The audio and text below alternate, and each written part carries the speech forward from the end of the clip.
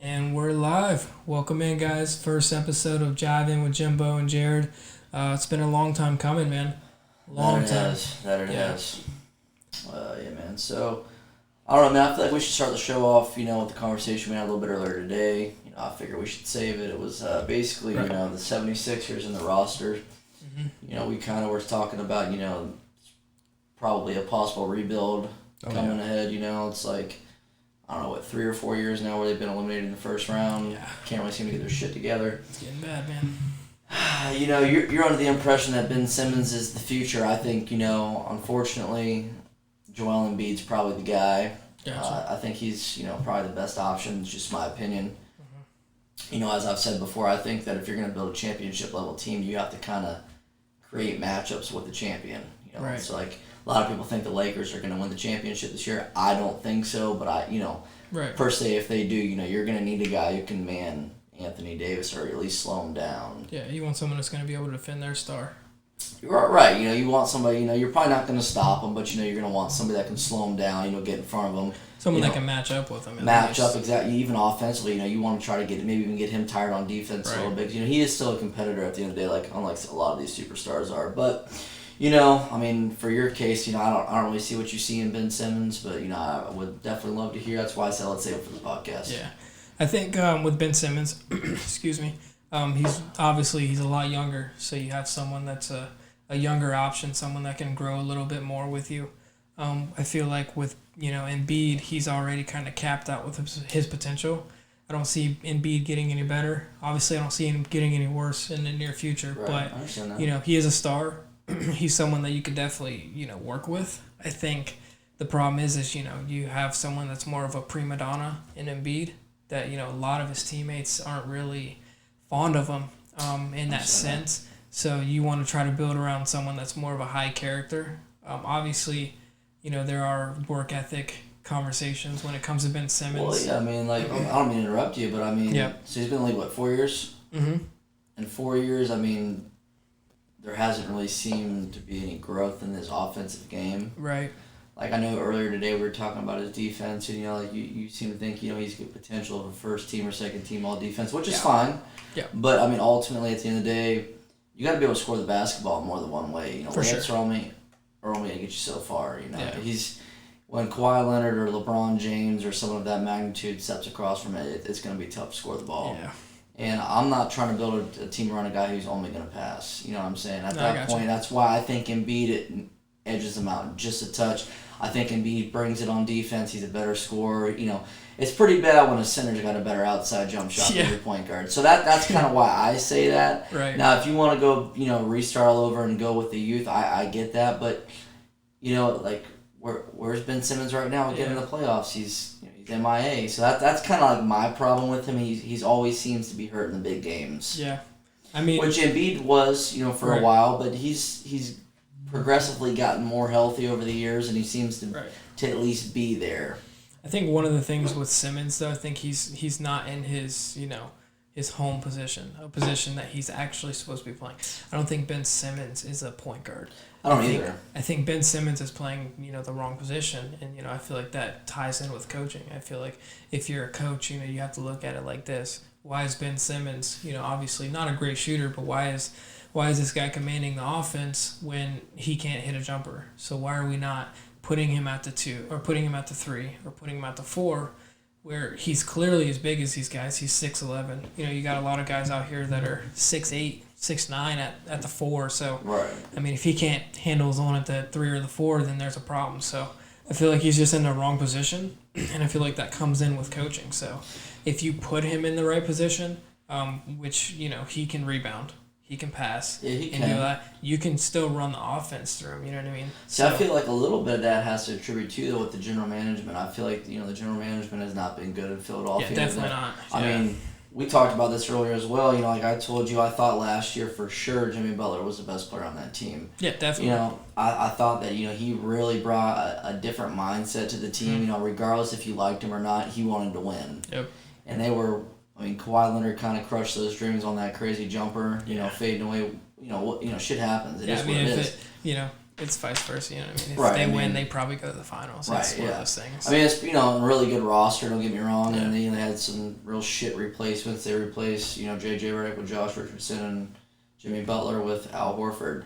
So you really losses. have, you have no offensive production at that point. And you completely change the offense. And right, exactly. Really, they don't even have an offensive identity. They've had an entire year to try to figure it out. They can't. And they still do the same thing. I've seen them go into the fourth quarter with 82 points, multiple games. And it's what's crazy is their defense luckily keeps them in a lot of these games. Oh yeah, there's no doubt. But at the they're good at slowing the game down. Yeah, but at the end of the day, when you are playing not at home, which they're a terrible road team, so now you bring them on the road. You know what I mean? A lot of teams they feed off the crowd, so they're able to win all these games at home because they're able to feed off the crowd in these late game situations. All the games they play in are almost all close, so it's like, yeah, you're learning how to play in the clutch, but you're also learning how to freaking lose in the clutch because you guys are going on the road and every single game you're losing by 3 or 4 because you just can't put it together because you have no offensive identity.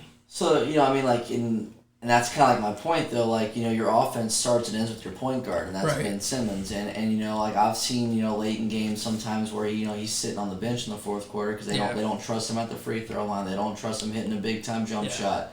So, for me, when we, the initial conversations, so why exactly would you want to start your team over again with a guy who hasn't really grown his game in 4 years? Well, I think it's just he's in the wrong position. So if you put him in the right position, all attributes to the position. For the most part, I would say. So I feel like if you feel like they got a good point guard around him, then he's going to flourish. He could thrive. Because he's one of those guys. He's kind of like a Blake Griffin. Like I feel like because it took Blake Griffin 4 or 5 years to really develop an outside game. And, Blake Griffin wasn't shooting threes until 6 to 8 seasons in. Like, that's when he started shooting threes. And it took him that time, but he was also playing the 4, and he was just a bouncy 4. Like, he was a bouncy 4, and he went and got rebounds. That's what Ben Simmons can be. Obviously, Ben Simmons, I feel like, can play the point guard. I don't think Blake Griffin could play the point guard early in his career. So you think he's just a point forward at times? I think he's just a point forward, man. I feel like you can build around a point forward, though. Sure, a point forward can take you, to the Eastern Conference Finals. So if you play him right. So here's my thing. So and if you think I'm wrong, stop me. So theoretically, if you're going to build around him, you think he's a first or second team all defender. Yes. 100%. So you think that in the Eastern Conference Finals, theoretically, he could handle a Giannis? I think he could do a good job on Giannis. You think he does a better job than Embiid could? On Giannis? Well, because when you watch the Orlando series, not Embiid, no. When you watch when you watch Orlando guard Giannis, they're kind of allowing him to shoot the jumper, right? And they're doubling every time he goes to drive, and they're living with the result on the kick. All the time. So it's like. But with Embiid, Giannis isn't going to move him every single time. I don't think he's going to move him really almost at all. But I think the problem, though, is Giannis is a lot faster than Embiid. So I agree with that, but that's why I think they can give him that cushion and it would be okay. Because ultimately, Giannis isn't shooting floaters. He's not shooting the 10 to 12-foot jumpers. Yeah. He's shooting threes, but he's shooting wide open threes. And he's on rhythm threes. These are literally he's just wide open, so he's taking them. Yeah. I mean, it's not looking good. No. Yeah, I mean, Giannis has, he's got his game, but just with Ben Simmons, I just think there's so much untapped potential in a different position. So you just feel like between coaching and the position that could definitely. I feel like if you can change his position, you can give him a much better opportunity to turn into that superstar that people see. Okay. I mean, he is in reality. If you give him that, the right coaching and you put him in the right position. He's first team on defense. Or second team, actually, because Kawhi would be the same position, probably. Potentially, right? So, I mean, here's the thing. So, let's say you trade, because I think a big part of it, too, is, Tobias Harris is definitely, holding you guys back. Yeah, Tobias Harris is a huge burden on the team. He to me, and, I might call me crazy, but he almost reminds me of the Morris brother over on the Clippers. Like, that's like his, that's it for him. Yep. And, Morris looked really good over there at, New York. Honestly, I think Morris has a better stroke at times. I do too. I really do, and I think that Tobias, he's kind of in that very mindset where like, hey man, I've had games where I've drained 8 threes, so I can do it at any game, but he's not doing that. The problem is Tobias, he tries to be the guy, tries to be the number one player. Tobias is a number 2 or number 3 option. Definitely the 3 for Philly. There's 100%. It should be Embiid 1, Simmons 2. Right. And Tobias, he's got a real herky-jerky game. So he's just like a hezzy here, hezzy there, and then he pulls up. Or hezzy, and then he's just going to go try to drive and go over you with a layup, which is, it's not, in reality, it's not a great game because you're not getting, high percentage looks. Not to mention, it's really not his game in general. I mean, like... Exactly. He's an ISO player. If you watch Tobias like in his early years, he played, he played in the middle a lot, but he played on the wings, and he would just backing people down. He backed people down, and he was just but I mean, like you gotta figure too, the way the offense is set up over there, that's not gonna work. It's not his game. You figure between Embiid in the middle and then Simmons not having a jumper, you're gonna clog that middle. So he's got to be a jump shooter, which is fine. I mean, The problem is a lot of his jump shooting before the Sixers were this rhythm shots. Like he's open, he's able to pull them. Right. But now when he gets to the Sixers, he's literally just a spacer. He's not the star anymore. I just feel like if you because the initial conversation was the rebuild. I just feel like with Embiid, your top tier teams are they kind of seem to have good bigs. Right now you're seeing and obviously Portland's probably not going to beat LA, but they've given them some problems. They got some good bigs too, man. Between Nurkic and Whiteside, it's given Davis not a lot of problems, but it's at times slowing them down and keeping them in the game. Right. I think there's a little bit more to that series. I think Damian Lillard coming up shooting the ball from 30 foot 4 seconds into the shot clock, definitely not the best idea, but. I think that if you're going to compete in the finals, you need good bigs. I don't think perimeter players are only going to win you games. You know what I mean? I understand, the best players in the league are perimeter players, but most of the time when I'm watching these games, it ain't always the top guy guarding LeBron James or Kawhi Leonard anyways. I was watching Shamet guard LeBron at times on the perimeter, and it's they switch a lot, man. I get that, but I almost feel too a lot of people expect Kawhi to guard everybody every game. It's like Kawhi's got to guard Luka. Kawhi's got to guard Luka. It's like, Kawhi's out here averaging 30 a game right Kawhi now. Doesn't have to guard Luka though. That's the thing. They're so good on the perimeter. It's unreal. But I mean, as far as being the best player mindset, that's not always realistic. No. You're seeing, you got some role players that are still sticking these, superstars. Yeah. Which is why I feel because ultimately you're never going to stop a LeBron, you're never going to stop a Kawhi, you're never going to stop a Luka. So that's why I feel at times you got to have that happy medium where are you going to accept that this guy is just going to score, so I'll take the better score out of Embiid or Simmons and just say, you know what, fuck the defense. I hear you. Because listen, that ref's going to blow the whistle. All game long. You know what I'm saying? It's just a game, though. They're going to keep it close. Mm-hmm. So that's why I go with Embiid ultimately. I feel like, he's a better scorer. And he's just, I think his defense, for what he can do, is just as good. Yeah. Shoots the free throw a little bit better, even the three-pointer a little bit better. Yeah, definitely. I mean, obviously... Well, he shoots the free throw much better. Yeah. Simmons, I think, is 55%, and Embiid's an 80% shooter. Yeah, it's not close, but you get my point. Yeah, I mean, in those terms, I can definitely agree. I mean, it's one of those things where you need a star if you wanna get to that next level and be able to contend with the top guys. You have to have that star. I mean, plus right now, what team is getting it done with the center, right? I mean, I guess the Lakers in a way. But the Lakers have LeBron, so they have that perimeter player, right? If you got a perimeter player that can shoot, pass, and rebound, you're in business.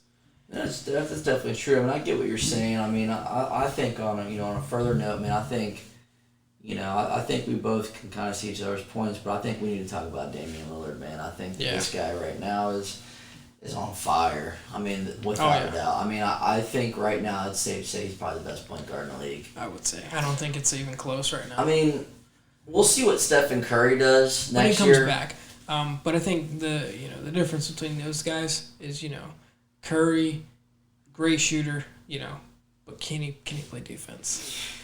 Well, Lillard can play defense. I mean, Lillard's obviously not a great defender. No.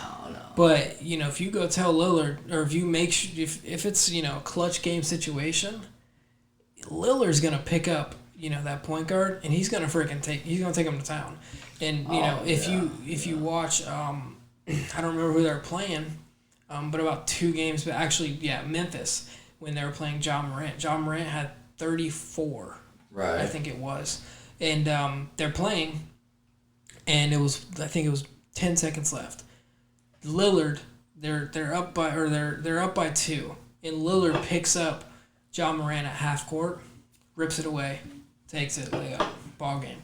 You know what I mean? Those are the kind of things that change perspective, and I mean, no offense to Steph, but is Steph picking up half court and ripping that ball and taking it? He's not. But I'm gonna tell you one thing that you don't really realize about Stephen Curry, though, man, is the guy's a great rebounding guard. You don't really think about that. But it's good off the ball. And it might not even show up in the regular season, but in big games, I can always remember the guy's got 7-8 rebounds. Right. He's got 30 points. He's always shooting efficiently. So I don't think that when you say it's not even close, I think it's close. I just think that Damian Lillard's a little more versatile. Right. I think that Damian Lillard can probably do a little bit more with less. Mm-hmm.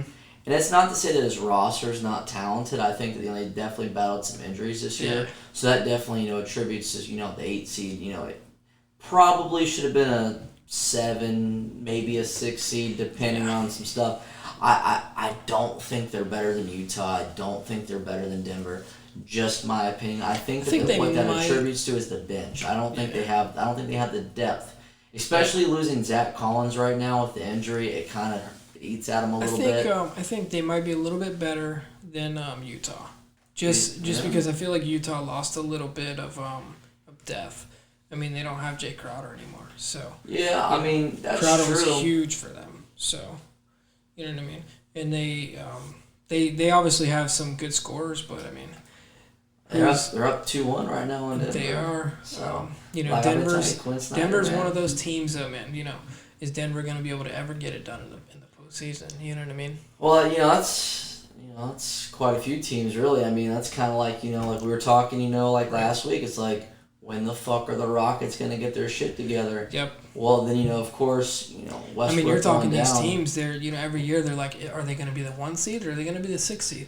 Well, the West, too. What's the West decided from 2 through 6? Like 3 games? Oh, yeah, it's real It's close. tight, man. So it's like, your 7 and 8 are obviously way off, but, 2 through 6 is right there. Yeah, without a doubt, man. I mean, I really think, man, when it all comes down to... In the end, I think you're going to get your stereotype. I mean, looking at my notes here, I mean, so Clippers, Dallas, I got Clippers, Denver, Utah. I'm going to be honest with you, I got Utah there. I think Utah is going to pull. I just think Quinn Snyder's too good of a coach. But I'm kind of high on him. And then, I got Houston, OKC. I'm going to take Houston. So, potentially it's going to be Houston, LA. I think it's going to be Clippers, Lakers in the end, man. I really do. Okay.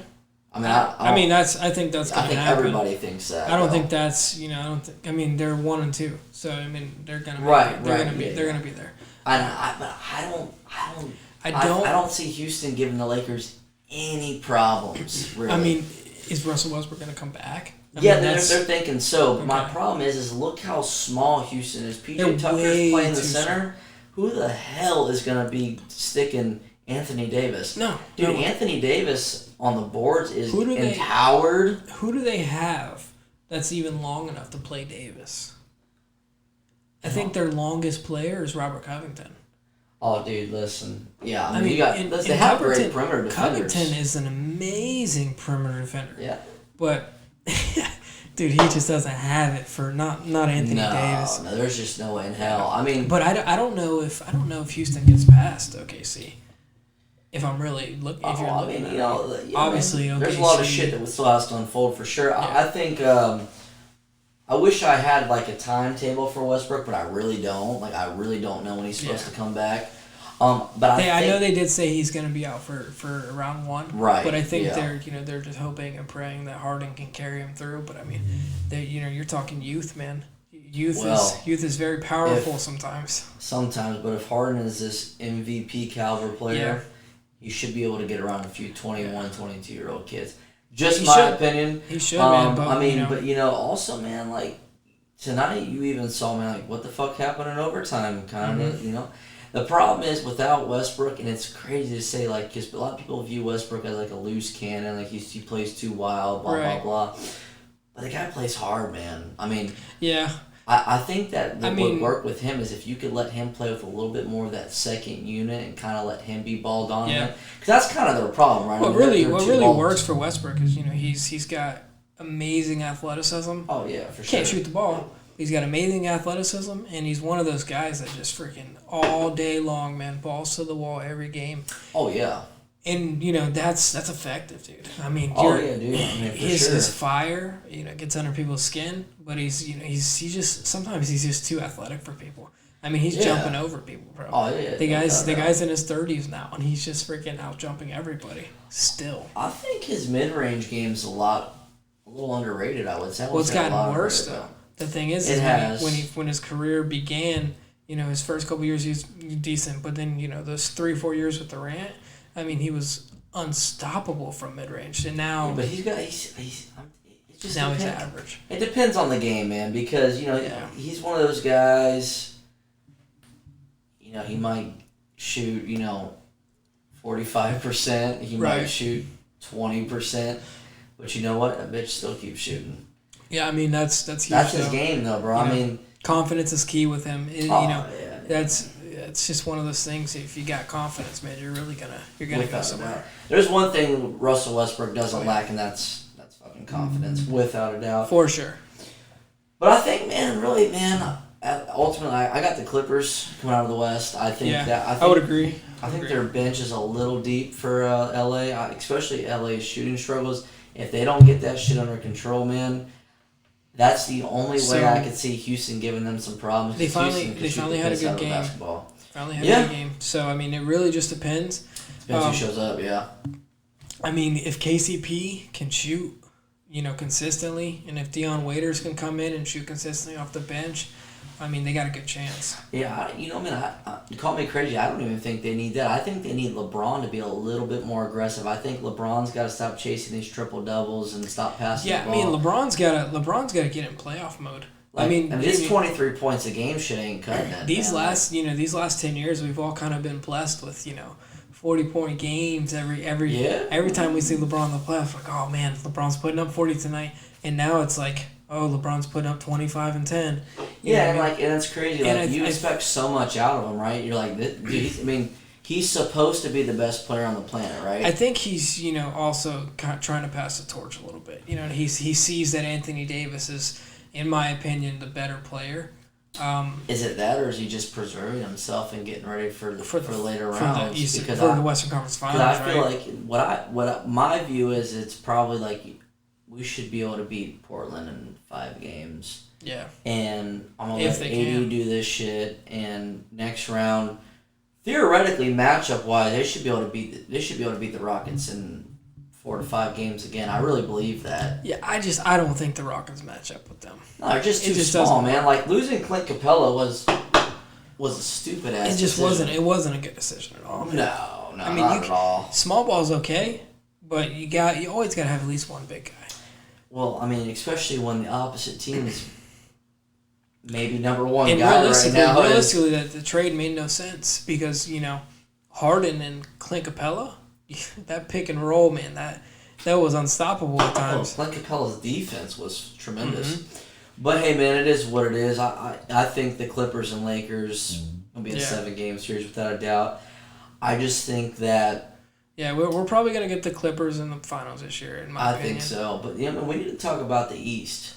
Yeah, I think with the East, man, let's run through this, man. So, like I said, I got my notes written down here for you. So, Milwaukee, Orlando. I think we can both agree Milwaukee takes that. It's a 5-game series. Yeah. Then then the winner of Milwaukee Orlando plays Indiana Miami. I think Miami gets that done in 4. Yeah, I mean, well, Miami's already 3-0, so Dude, I mean, I think they're love Miami, dude. I think, man, just what they got going. They played some tough basketball. Yeah. Maybe we kind of had the conversation earlier where their offense is literally predicated around their shooters. I mean, they just, without a doubt. They're running offense through their shooters, and it's really working. So. I mean, so Milwaukee, Miami, that's a tough. I mean, listen, Milwaukee's a tough game for anybody. Yeah. That dude, Giannis is just one of those dudes, man. The only guy, man, that I've seen really able to slow him down was last year was Kawhi Leonard. He kind of made him look human. Yeah, well, I think Kawhi, chased him to the line. How everybody's like, oh, they chase him off the line, chase him to the line. Yeah, man, like, the thing is, like, you really don't see anybody get up in his ass like that. Right. Like he usually moves you out of the way. He's so long as it is. I mean, Kawhi's such a big guy, though. He's just. I think he's the best perimeter defender in the league, without a doubt. Oh yeah, I think that's 100%. And then there's obviously your pick. You think Boston gets around Toronto because obviously Toronto beats Brooklyn. Yeah, I think with Boston, I think there's so much talent this year, and I think they finally have a point guard that's bought into the system. I think like that was a big conversation. It was like, was Kimba going to be a better point guard for the team than Kyrie? I thought so too, because he really does. I think that Kyrie, at times wanted the ball, wanted to take the big shots. Yep. I think Kimba just takes what comes to him, and that's kind of important. Yeah. Because ultimately, eventually, that's going to be Tatum's team. And I think it already is. And it probably is, but there's still times where, you could see his youth shows. Right. I mean, hell, he's younger than we are, dude. It's unreal. People forget that. He's going to be a stud. I mean, not that he already isn't, but he's going to be a stud. And Jaylen Brown's a stud. Yeah, man, Jaylen Brown. Kemba Walker. I mean, hell, Kemba Walker's a stud. I mean, Marcus Smart's a great Gordon Hayward, defender. if he can come back. If he can stay healthy. If they bring Gordon Hayward back, I mean, they're locked in. Their roster is great. Their defense, they're one of those teams too, man. I mean, top to bottom, they're a great defensive team. Well, hell, dude, it goes back to, the Philadelphia 76er, bro. I mean, yep. They're playing some lockdown defense, and they don't have a lot of big name bigs. They're getting a lot of help from them perimeter defenders coming in and shooting double teams. Yep. Which, kind of, so it's Toronto and Boston, and you also think that Boston gets around Toronto. Yes, I think with Jaylen Brown coming into his own now. I mean, you got Jaylen Brown. Obviously, Jason Tatum can put up 30 any day he wants to, in reality. And then Jaylen Brown's one of those guys that when he came into the league, you literally said, dude, if you want to shoot the ball. Now, it's like you cannot leave that guy open. The guy's a freaking rocket from 3. And then you got Kemba. Kemba's, lights out when it comes to his crossover. I mean, I love Kemba Walker, man. In game situations, they have 2 guys that just don't miss. Jason Tatum and, Kemba Walker are super clutch. So if they can keep games close, I mean, at the end of the game, it's over. But I think with, the Toronto matchup, they don't, Kyle Lowry's a pesky. So Kyle Lowry is probably going to, eliminate Kemba Walker a lot. But then you got, obviously you got Jason Tatum. Who's going to eliminate Jason Tatum? Well, I think Siakam and him will be a great matchup. I think Siakam's a little bit more physical than Jason Tatum is. But then who's going to eliminate Jaylen Brown? Jaylen Brown? Well, listen, man. They're saying OG Anunoby is a great defender, right? I think Kyle Lowry probably gets a hold of him. Jaylen Brown? Yeah, that's who guards him. But who's going to guard Kemba Walker? Oh, dude, Fred VanVleet. That's I don't think that's a good matchup for. It doesn't matter. I mean, I think that's probably. I think that's 30 points, easy.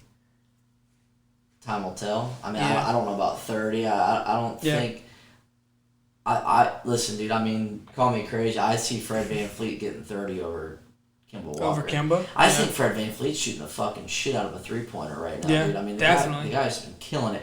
But I don't know. I mean, it's like, it's the beauty of basketball is matchup makes the game. What's crazy is, those teams, they match up so well. Oh, yeah. I mean, they do. So, but I think it's ultimately. Marc Gasol, you don't forget about him, on the Toronto. He's still got a little bit left in him. Serge Ibaka, Yeah. Pascal Siakam. They've got some dudes over there. I just think ultimately it's going to come down to, who's a better shooter. Who's going to shoot the ball better. Well, as of lately, man, Toronto has been one of the better shooting teams in the league.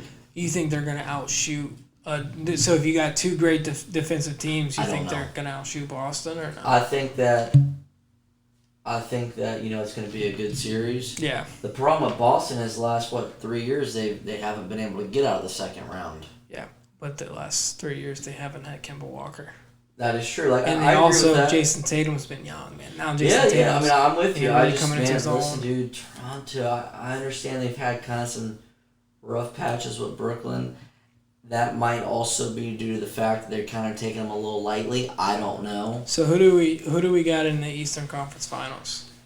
I mean, I hate to say it, man. I think it's just going to be Milwaukee and Toronto. You think Milwaukee and Toronto? Yeah, but the thing is, man, I really think that if Milwaukee gets to the finals, whoever plays them, it's 4 or 5 games.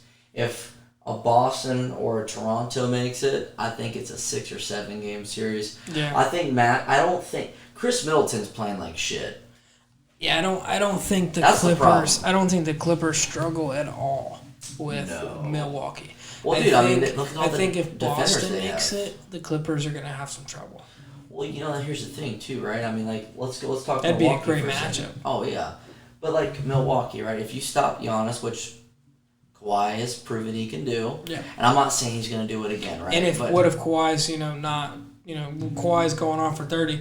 Now you got Paul George and guard him. You got Paul George. I mean, they call me crazy, but you could still try to throw Montrezl Harrell at him. You can throw Morris on him. You could throw more. There's so many physical guys you man. could just throw such a in front physical of them. team. Exactly. Yeah. It's not about stopping them. It's just about slowing them down. Right. Slowing his ass down, tiring him out for that fourth quarter, so the clock can get on him. That's all it is. Exactly. That's all it is, man. And I can promise you this: Kawhi's gonna give you 25, 30 points every game. Yeah. And the scary thing is right now is Paul George playing like shit in the first round. Yeah. He had 13 points, dude. 4 for 16 in his last game.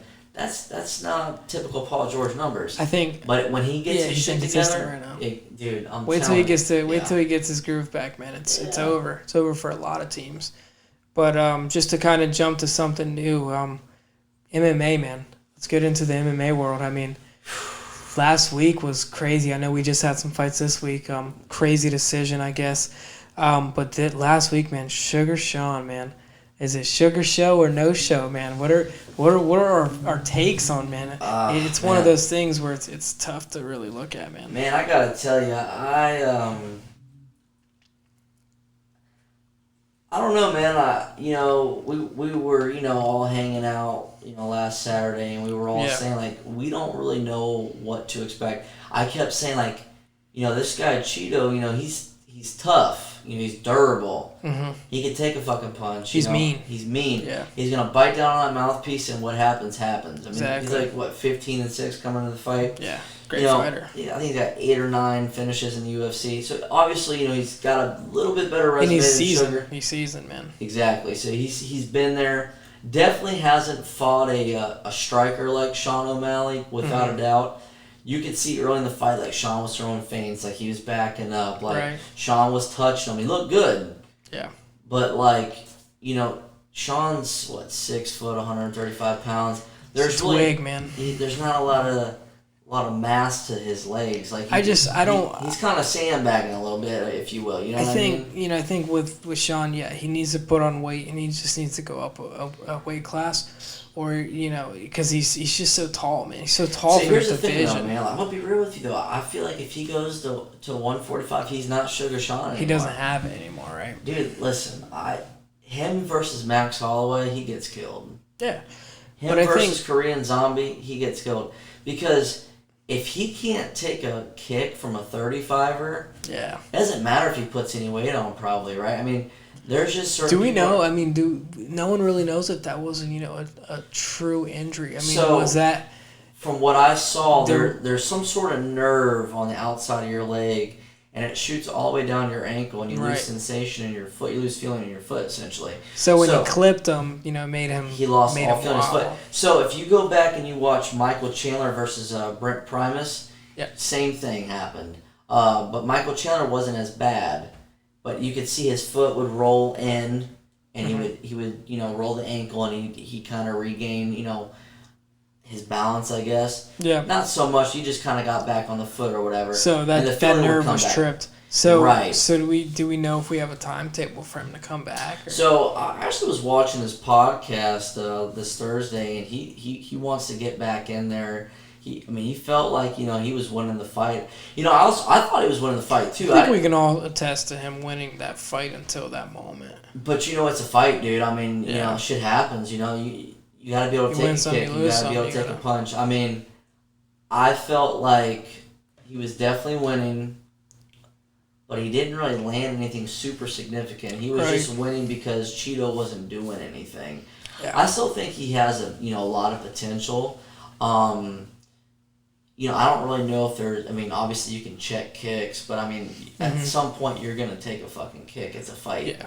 And if you can't take kicks, that's kind of... So do we think that this fight, kind of shreds his hype? Is now he he's just another fighter, or do we still see some hype behind him, from a freak accident? I don't think it matters. I don't think any of that's relevant. I think because of the way he was finished, like a lot of people are like, oh, he got kicked in the fucking leg and he just lost feeling. Like I think. So you think he's gonna maintain the hype? I think he'll lose a little bit of it, but I think if he gets another KO, he'll be right back. I really do. Yeah. I think that just because of his attitude and like his flair, like his charisma is definitely a lot different than most. So yeah, he's definitely he's a fun guy to watch. Right. He brings it. He's not one of those crotch sniffers that wants to just lay on you and just score points. Excuse me. He's out there to finish fights. So I think no matter what, he's going to be a fan favorite. Which is what people want to see. People want to see fights, man. They want to see someone that's going to go in there and bang. That's why Sugar Sean is, became such a star. Same thing with Masvidal. These guys, they become stars overnight just from just knocking people out. No one wants to see someone laying on it, Yeah, absolutely. But he keeps talking about, I'm going to be a future champion. I don't know if I see that in his future. I don't know. Again, like I told you last Saturday, I don't know how good this dude is. I don't know. It's questionable, man. It's going to be interesting to see. Yeah, absolutely. How he takes to that. Still doesn't have a top 15 win. Yeah. And Cheeto was top 15 until he knocked him out. But So it's there's a lot for him to prove yet. I feel like he definitely needs to go out there. No shame really fight. A couple maybe unranked fighters, maybe 2 more to get back in that top 15. Yeah, they need definitely with him. I think if the UFC's smart, they're just gonna give him a couple more feeders. You know what I mean? Get him back, to his groove, and then once he gets that groove, then we can try another top 15. Well, we'd have to pull up the division right now because shit's been changing. But just like a couple names. Peter Yan, Jose Aldo. These are just top guys. we don't know what Aldo's doing. Is Aldo retiring or is Aldo staying around? I don't know, but you figure Aldo. Aldo. He was competing against Yan until the 5th round. Shit hit the fan. Yeah, Yan was winning the fight. It was clear. Yeah, it was clear. But he definitely held his own until that TKO. But that's just the fight game, man. But I think Aldo's just falling off. From a whole. But you say that, right? And but you got a guy like Cody Garbrandt got knocked out 3 times in a row. He comes back, gets a big knockout against Asensio. Yeah. Now he's fighting Davison Figueiredo for the 125-pound. So do we still with Yan? Are we still hyping him because he got that the Aldo win, or does the Aldo win just kind of like it is what it is, like Aldo's washed? You know what I mean? Or is he? Or do we the hype's real? He's the man. How do we feel about that? It's interesting. No, because I really thought Aldo beat Marlon in his last fight. I really thought he beat him, and everybody really fucking thought the same thing. It was like, and that's a whole other fucking conversation. judging in UFC, MMA. Really, Yeah, I mean judging's terrible. I mean, there needs to be a different point structure that's brought into place. Because like the perfect example is like when you watch like a guy like Tony Ferguson, he's on his back and he's slicing you with elbows. Yeah. Clearly, if I'm fucking holding you in my guard and I'm chopping you with elbows, your ass ain't fucking winning the fight. Fighters and fighter coaches need to be judges. I mean, these are the people that know proper techniques and they know how. Yeah, exactly. Right. And it's it's like just if one of those things. You put me and you in there, we're, I guess you could say we're Joe Schmoes. You know what I mean? We're not going to be able to, dissect exactly what's going on. I mean, we can tell, who's winning, and from our, standpoint, but from a, coach or obviously, if you have fighter, somebody like, because obviously we're basketball players, and that's what we did growing up, right? But so we understand the game of basketball to a more profound, So I mean, it's. But, you have people that just go and get a license and now they're a coach, that just, or a ref, sorry. It's unreal. That doesn't make sense to me, especially, another problem with the UFC is you get money to show, you get money to win. And when you got to deal with a fucking idiot who doesn't understand fighting, it's just like... People are losing money. Right, I mean, but how many fights have you and I watched where they judge it 30-27 for you and they judge it 30-27 for me, and then there's a 29-28. It makes no sense. It's like, what? That's impossible. It gives it like a paid off feeling. Are these, obviously that's a different conversation, right. But, these guys, they're just not seeing it right. I mean, maybe they need to, try something new, like maybe they have a judge that's watching it from our point of view to where they can see inside the cage, or something like that, because in reality all three judges they're on different sides of the cage, but they're literally cage side, so I feel like their visual is not as good as someone from our standpoint, because we're at the fight, you know what I mean, we're there. I feel like, and this is just my opinion, I feel like there should be 10 judges. Yeah. I think there should be an even amount of judges because, unfortunately, I would say 5 is a good number for me. I like an even amount, and here's why. I don't feel like you should just be gifted a win. I feel like you should have to earn a win. But when you have an even number of, we might see it 3-3 if there's 6 judges, 5-5 if there's 10. And now you're gonna get a lot more draws. But I'm okay with that because sometimes I watch a fight and I'm like, there's nothing worse for me when I watch film, like, well, I guess it helps from a fighter. Like, it helps from a fighter's purse standpoint. I mean, sure, but you know what, man? It's like, and it's easier said than done, right? When you get to the higher level, it's like, well, don't leave it in the judge's hands. I get that, man. Like, that's easier said than done. I'm not. Yeah. But it's like, dude, but nobody really won this fight, No. It's like you kind of just sat there and you guys both just kind of danced around through a couple jabs. Both shot for takedowns, didn't get shit. It's like, this is a very boring, lackluster fight. Nobody won. Yeah. But I mean, I understand, that some fights are very tactical, man. Like when you go back to like the Tyron Woodley, Stephen Wonderboy Thompson fight, some people would say that was a boring fight. To me, it was like, oh man, this is a very tactical fight. Like that was a great fight. The game plan. The first fight was amazing. They were, I thought Wonderboy won. I thought he got robbed. The second fight, I could see how Woodley won, but I thought the first fight for sure. Because of the knockdowns. Yeah, I mean, but what fight did we just watch? Max Holloway, bro, Alexander Volkanovski. I think, that's highway robbery. And then Volkanovski gets 2 takedowns, but he does absolutely nothing. I don't see how you can judge a fight based off of takedowns when you do nothing with them, and then you have 2 knockdowns or 3 knockdowns. Was it 3? I can't remember exactly, but I definitely felt like how do you lose a fight when you win 3 rounds, you get 3 knockdowns, but the last 2 rounds you lose. Very close rounds, not he didn't get washed in those rounds, just close rounds, and he gets 2 takedowns. How do you judge that? But it's one of those things where you'll never know. It's MMA, man. Yeah. It's like that's not just MMA. It's boxing too. Like I know you're not the biggest fan of boxing, but like when I told you I was watching Canelo and Triple G. I still feel like the first fight, Triple G clearly won. The second fight, I still thought Triple G won, but I saw how they could give it to Canelo. Canelo definitely, brought his shit. Like you can always replay fights and you can see what judges are looking at, And I think that's what a lot of us don't do as well. You know, we don't have the time to go and look back and see what these fights are, right? Well, I definitely rewatched that fucking Max Holloway Alexander Volkanovski fight. Yeah, I watched that one. I watched that one again. Yeah. I'm just sitting there. I'm like, it just makes no sense. Yeah, and you know, man, like it was. I'm not gonna lie, you can. I like if Max you Holloway turn, too. If you turn the commentators off, I think that's when you really can tell who's winning. Oh yeah, but I think, you know, commentators sway your ears, you know, a lot. But so. I feel like, you know, like that notion that, you know, the later rounds mean more is, and they're like, well, it does.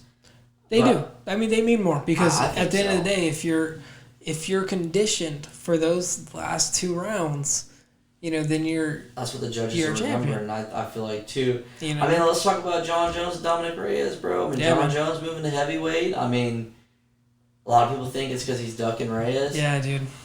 I don't know if that's necessarily the case, and I'm going to explain to you why. I mean, so every time John Jones has had a rematch, right, he struggled with Gus to defend the first fight. And he always dominates in the rematch. Beat his ass the second fight. Mm-hmm. I don't know that he struggled with DC in the first fight, but it was close for a John Jones fight, I guess. I think head kicks him, knocks him out. Yeah. You could say fucking steroid. He struggled in the first round. He got beat up. Oh yeah, well Daniel Cormier looked good. The leg kicks were there, but no real significant damage or anything like that. Like, but scored on him, right? I mean, that's fair. But dude, the second fight, I mean, dude, I'm sorry, but the second round when he fucking connects to the head, I mean, it looks, you know, the fucking picograms don't make you do that. Exactly. You know, you never really know like how motivated John Jones is. Yeah. And I don't mean to make excuses for him. But you know, he's gone on and he's admitted to his motivation issues. You know, there's times where he's just not motivated to fight. I mean, and I don't want to say can you blame him because ultimately, you know, you're in a fucking octagon fighting for your life essentially. Yeah. I mean, you could be like Anthony Smith handing your fucking, you know, the ref your teeth and shit. I mean, you definitely don't want to be there, right? But I feel like, you know, like John Jones has been teasing this idea for a while. Yeah. Oh, excuse me. Get a little late, huh? Yeah. But anyways, yeah, man, like, I still feel like, you know, him and Stipe is going to be a good fight. You know, the Dominic Reyes fight, I thought Reyes got the first 3 rounds, but I could see how that 3rd round could be up for discussion, right? Right. Without a doubt, 4 and 5 were Jones. Reyes kind of died down, I thought. But, listen, man. I think with Dominic Reyes, you know, with Reyes, I think a lot of people thought he was the Chris Weidman to the puzzle. You know what I mean? Chris Weidman was, you know, the puzzle. You know, he was the guy that was able to just give you that last little piece to get Anderson Silva out of it. I think a lot of people think that he's that guy, and a lot of people are just upset to, you know, see John Jones keep winning. Well, here's the thing, not to interrupt you, but, I mean, it's not like Reyes can't, if he really wants to fight, right? Obviously, if you're Reyes, the smart move is to just fight Jan, beat Jan, and defend the belt, right? But, I mean, like, nowadays, all you need is 2-3 title defenses. But who knows if Jan is going to win that fight? Because Jan is a heavy hitter. I mean, skill-wise... I think he's a little too slow for Reyes. I really do. He could be, but, you know, skill-wise... Jan is up there, man. You know, Jan... Yeah, but, man, the way Reyes fought Jones, bro, like, that's probably... But is he going to duplicate that against a guy that is just a very, very heavy hitter? I mean, you know, Jan is just putting people's lights out. You know what I mean? It's apparent that he can do it, man. I see what you're saying. I think Reyes is fast. Well, it's only time's going to tell, right? I mean, but, I mean, if I had to predict it, I still go with Dom. Yeah, I mean, I could see that. I think he could even knock Jan out. I really do. I think he's just fast, man. I think the guy hits hard. He's fast. I mean, Jan hits like a fucking Mack truck. Let's not get mistaken. That's his game, man. That's his game. Fucking broke Rockhold's jaw, which is, you know, it's pretty crazy. Rockhold's, you know, he's on the way out. So coming back though. He did say he's coming back for another fight. He's coming back to 85, which is honestly, man, it's like it's interesting. I know he walks around at 220, so I know that. I think with Rockhold, man, obviously it's time to go, but if he's gonna come back, man, he needs to come back and fight a wrestler. he needs to stay away from these power hitters because, I mean, his last 4 fights, is it, that he's been knocked out? It's either 3 or 4 that he's been knocked out in a row. Let's look up his sure dog because that's a great question. Because Rockhold's chin is folding, man, and you don't want to. I mean, Bisping got him. Obviously Jean got him. I don't know if there's someone else in between there. I think. That I can't remember off the top of my head. Man, he ain't fought in fucking forever. Yeah. Rockhold's. So he's 16-5 as a professional, which I mean that's nothing to laugh at, right? I mean he's former. Well, I mean, he had a great early career. So no, he's actually been on a decent little kind of. So he got knocked out by Jan, right? He got knocked out by Yoel Romero. He beat David Branch. He lost to Bisping. But before that, he beats So Weidman, who's his last fight? Bisping. Who's his last 3 fights? His last 3 fights is lost to Jan, lost to Yoel, beats David Branch. Okay, so he beat David Branch and then those 2. I watched that David Branch fight. I remember it now. He didn't look good. No, he actually caught him in a submission, if I'm not mistaken. Yeah, actually, yeah. Because I think David Branch got a knockdown in that fight. He did, yeah, because I think it was in the first round. Yeah. I mean, he's, that's another thing, man. It's like... But, I mean, if your chin... Is he motivated to fight him? He makes so much money outside of the octagon. Yeah, I mean, that's the thing, man. He's got to be somewhat motivated to want to come back. I mean, because if he's making all this money outside the octagon, now he's coming back and he's like, let's do it again. Let's do it again. Hell you know yeah. what I mean? But what I just did again. Fucking Fartmobile, man. Boy, that's that fart spray. How do we feel about Paige Van Zandt, man? I mean, that's such an odd signing, right? I mean, I don't think I've ever seen a bare knuckle fight, if I'm being honest with you. But the fact that they were able to give her a multi-million-dollar deal for 4 fights is kind of mind-blowing. I've definitely watched bare knuckle. You have? I've watched a shit ton of them. Yep. I'm gonna be honest with you, bro. I'm not trying to be a dick, but obviously Paige Van Zandt was talking about how she makes more money outside of the octagon and this, that, the other. Right. She doesn't need to do this. Mm-hmm. She's just a pretty face, right? I mean, that's what it comes down to. She's not a very talented I don't see her becoming a champion. She's 8-5 in MMA. Not a great record. I think she very decided shitty on the ground, dude. I think she decided to go with bare knuckle because she wants to try to find something that she can win a championship in. Well, that's the thing. Like, but who the fuck is she gonna fight over there? I don't know. Yeah, I don't know any of the the female fighters over there. So it's kind of weird that she got so much money. I mean, she'll probably be fighting fucking bitches from the Jiffy Lube. You know what I'm saying? Yeah, exactly. And her name's gonna sell fights, and that. For sure. And that's all. For that sure. Was. I mean, it's just like Paulie Malignaggi, you know what I mean? Oh, the only reason he went over there is because he got paid so much. Yeah, here's the thing too. Like, and if you want to get into the whole boxing, MMA, bare knuckle, whatever the fuck you want to talk about, but I've always looked at boxing, and I don't mean to disrespect boxing because I do like boxing, but boxing is slightly more of a sport than it is a fight. Yep. Because the second you turn your back to somebody, like when Floyd did it to Conor. Yeah. Conor made the mistake of wrapping his... I'm trying to remember exactly. I believe, even though he's left-handed, I think he wrapped his left arm around him and started throwing kind of like a hammer. Right. To like the back of the head, side of the head. Yeah, boxing. Yep. Yeah, I mean, he gonna break that up. He turned him around. I mean, but in a real fight, bro, you're fucked. He's destroying them. Exactly. So it's like, and... So when you look at like even like the Conor Paulie training footage, regardless of the gossip, man, like it looked like Conor was working his ass, right? The first couple rounds, it was unreal. Yeah, I mean, he looked great. Yeah. But then here's the point. So you get a guy like Arnold Lobov. I think he's 12-10 in MMA. Right. Not really good. Paulie Malignaggi, former boxing world champ, whatever. Yeah. They go to bare knuckle. Short-lived. You can't hide behind the gloves now, right? Yeah. The tie-ups are few and far in between. They're gonna let you fucking box in the clinch. And Lobov beat the hell out of him. Yeah, it wasn't such a close fight. No. Not at all. So it's like. They were saying his training camp was just telling him not to fight that fight. They didn't want him to do that. Well, ultimately though, does it really matter? I mean, you're a world champion, and as a boxer. The thing is why is he fighting that fight? You know what I mean? When he's got a lot of hand issues. So now you're taking gloves off and you're literally fighting with your bare hands. It just makes no sense. You know what I mean? Like you've literally, this guy's had, I think it was 4 hand surgeries before this fight. Hey. And he's still doing it. Life's full of decisions, brother. It's one of those things where it's questionable. But yeah, I agree. Just to get on, this topic, this is crazy. Stipe, man, where's he gonna go? Oh, dude. What does he do next? Does he fight Francis? I mean, why? Yeah. But why does he fight Francis when he just dominates him? He obliterates him in the first fight. So man, if I'm Stipe, right? So how many times has Stipe lost the belt? Just once, right? Just once. So just once. Why does he fight again?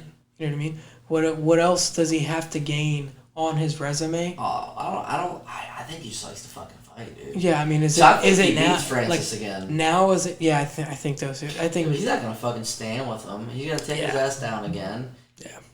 But here's the thing, though, man. Like we say that, but you gotta remember that was a 5-round fight. Right. And he took some big fucking shots. Oh yeah. From that fight to the DC fight, he had been knocked out. So he fought DC twice, and he fought Frank.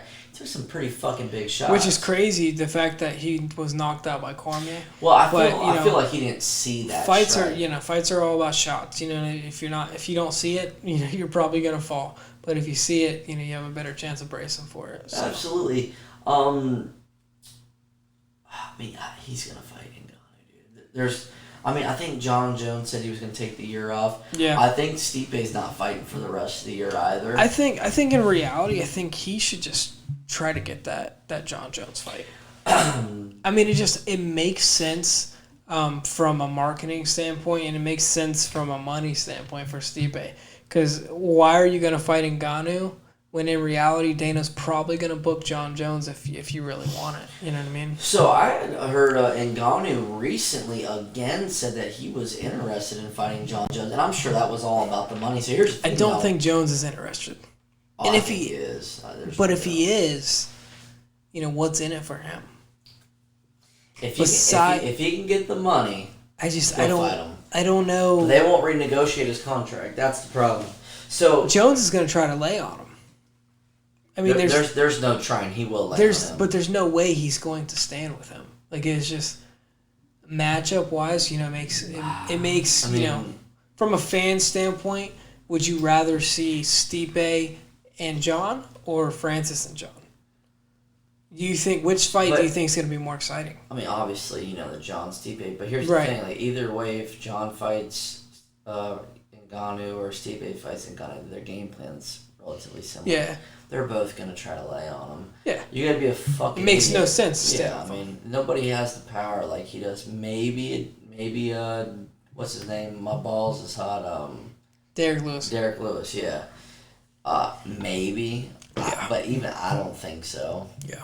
Maybe, like I said, but I don't fucking know. Mm-hmm. That when they fought that fucking fight was like watching paint dry, dude. It was boring as shit. Neither one wanted to get knocked out. So that's kind of like one of those things too, right? So you're like, well, fuck, dude, I don't know. Yeah. So, but yeah, I think John Jones, man. See, here's the thing, right? So everyone thinks that Stipe is too slow, right, to fight John Jones.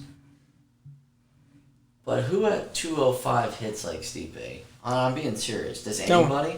Anthony Johnson probably does. But they never if he comes back. Right, they never fought. He's trying to come back. He entered himself in the USADA pool, which is pretty cool. Right. But John Jones staying in the USADA pool because he wants to fight at heavyweight, so we might have some pretty big matchups next year, man. Yeah, I mean, John Jones has basically already said he probably won't be around until next year, which, I mean, if you think about it, we're almost done with this shithole of a year anyway, so what's the big deal? I think, man, the really big fight, man, is the fucking Khabib versus... It's huge, man. Gaethje. Khabib and Gaethje. I think that's probably... Because, I mean, look, man, if Gaethje gets it done, which, I probably not, right? I mean, I don't think anybody's probably going to beat that fucking Russian other than Gaethje. I think Gaethje's the only... I think Gaethje's the only chance. GSP's the guy, man. I think GSP... You think GSP? I think GSP is too far gone.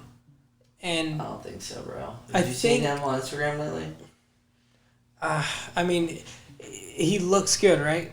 But does he, is that going to transform into fight? You know what I mean? Into a fight, man. So for us, the guy hasn't fought in 4 his head years. coach was on JRE 3 or 4 months ago. Mm-hmm. He said, "Man, that dude trains every day," and he goes, "He could be in a world title fight tomorrow." Mm-hmm. They said he's still giving it to dudes at the gym. Kevin Lee's up there now too. Training with GSP. Yeah, so I'm sure that's great training for GSP. Even though Kevin Lee's winning all these fights, and then he just gets caught in stupid shit. That's his problem. He doesn't know how to keep his cool. No, that's what you got to control. He starts beating your ass. He sees blood. He sees blood, and it just fucks him. There's a lot of fighters like that unfortunately just won't make it. It's part of the game, though. Man. That's fighting, like we said with Sugar Sean. You're gonna get kicked to the knee, your shit might go numb. It's what it is, yeah. That's fighting. So yeah, man, I think Stipe. Realistically, Stipe doesn't fight for the rest of the year. He comes back probably March of next year. Right. Fights Ngannou. If he loses. Probably. I don't think it matters though. I think he's already solidified himself. I think he's the best to ever do it. I really do. I mean, when you got the most title defenses, he's tied with Randy Couture, right? So it's 6. So if he gets to 7, I think that was before the heavyweight really got infused with like the talent. Sure, it's possible. I don't really know like what's gonna happen though. Because do you really think Ngannou's gonna want to wait till next March? Yeah, but who's he gonna fight? I don't know, man. Is he gonna fight Derek Lewis? Last time he Derek fought Lewis Derek is fighting. Lewis. He just got to fight. I forgot who Who's it is. he fighting? You would have to look it up. I don't know off the top of my head, but he's fighting somebody. After he said he was gonna have to lose 15 pounds before he fights again, he took a fight. It's a legit fighter. I can't really remember off the top of my head, but Derek Lewis next fight. Let's see what we got. Well, we don't have anything yet.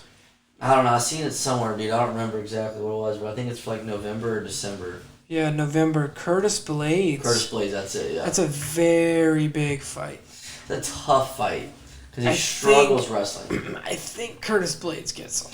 Yeah, but the problem with Curtis Blades though is Curtis Blades gets a little too overzealous in fights, and he tries to box with these guys. Well, just like he tried to box with Ngannou. Yeah, well, and it's if the motions get there, man. If he tries to box with Derek Lewis, it's gonna be night.